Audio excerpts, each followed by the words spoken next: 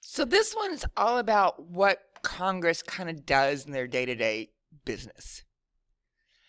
So on January 3rd, as I mentioned earlier, of odd years, Congress comes together. The Senate, the House, the new members are sworn in, which means that every member of the House is sworn in, and 1/3 of the senators are sworn in.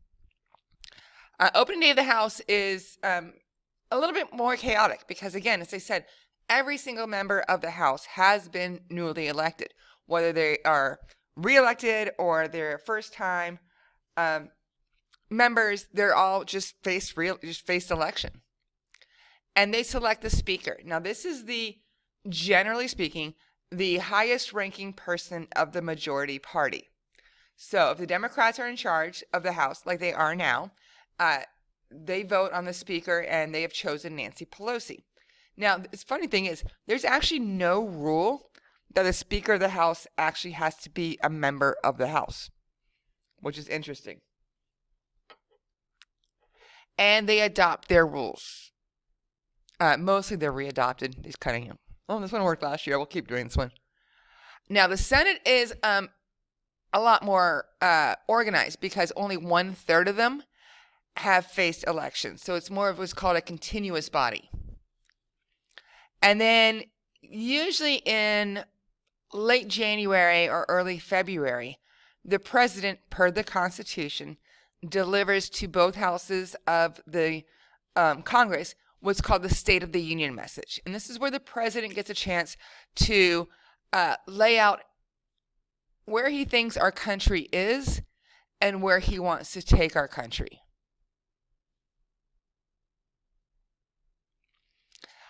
Next up is picking the presiding officers.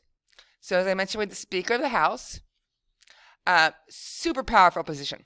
By the way, it goes President, Vice President, Speaker of the House as far as who takes over should the president die. This person is more in charge of directing policy than they are on voting. They set where they want the House to go. On the other side of the Capitol is the President of the Senate. President of the Senate is actually the Vice President. It's one of the few constitutional duties that the Vice President actually has, besides waiting for the President to die. But he only gets to vote if there's a tie. Because remember, there's 100 members of the Senate, so it is possible to have a tie.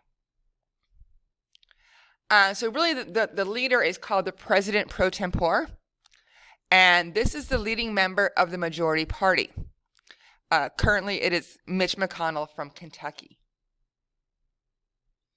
Now, each party has what's called a caucus. Caucus is just a meeting of people to discuss something.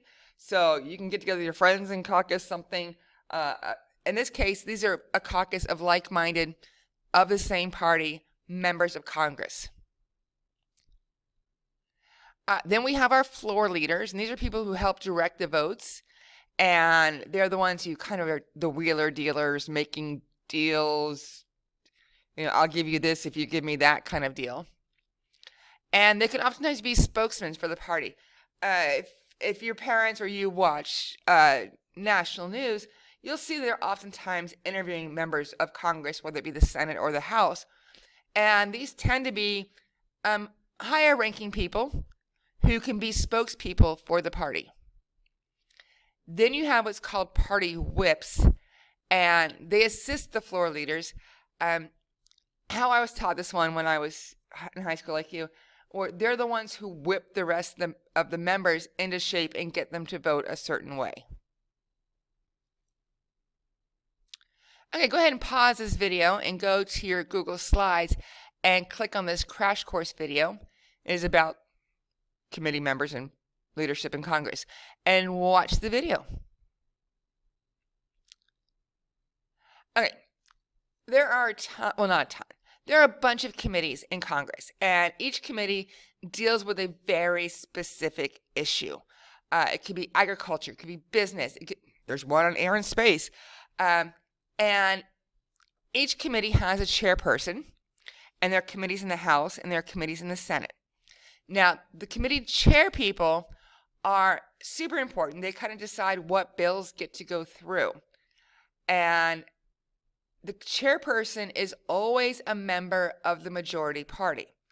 So currently in the House, all the chair people are Democrats, and in the Senate, all the chair people are Republicans. Now, generally speaking, it comes down to seniority rule, meaning the longer you've been there, the better your position is going to be.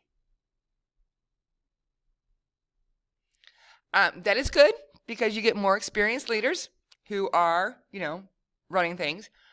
But it has a downside in the fact that it doesn't allow for a whole lot of fresh new blood. So your assignment is going to be to research 5 committees and their chairperson. It can be either in the House or the Senate, but you do need to specify if it's Senate committee or House committee. Okay, so the committees, we have what's called standing committees, and these are the permanent committees, like I said, agriculture, business, air and space, where similar bills can be sent.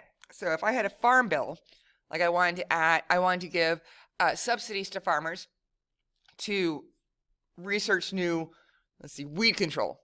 That bill would go to the Committee on Agriculture. The committees determine the fate of the bill. This is really so much power. If a committee decides they're not going to act on that bill, they can kill a bill. And in the coming up days, when we study how a bill becomes law, we'll learn more about how the committee can actually kill a bill. Some committees are obviously more important than others. And as a member of the House or Senate, you really want to get on a committee that helps your own district. Our House member here in Brevard County is Bill Posey, and he does sit on the Air and Space Committee, because that kind of makes sense as we are the Space Coast. The House Rules Committee, this is super important because they decide what bills will reach the floor for voting on.